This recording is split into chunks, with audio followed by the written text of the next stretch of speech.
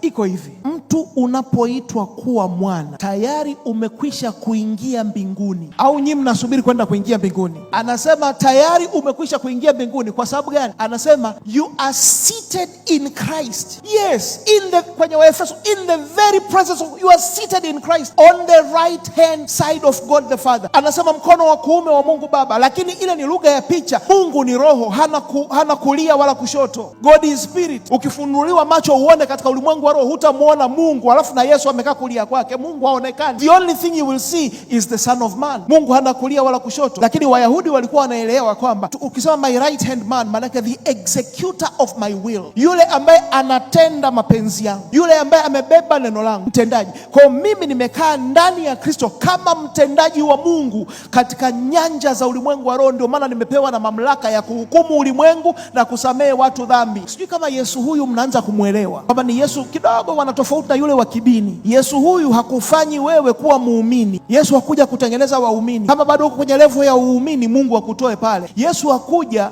kutengeneza waumini, alikuja kumfotokopi mwana wa Mungu ili waweze kuwa wengi. Hao ndio mimi na wewe. Punje isipodondoka chini na kufa inabakia peke yake, lakini ikidondoka chini na kufa inazaliwa nyingi. Na ule muhindi unaozaliwa ukipima DNA yake iko exactly the same na ile mbegu iliyomea. DNA yako ya kiroho ni ya mwana wa Mungu.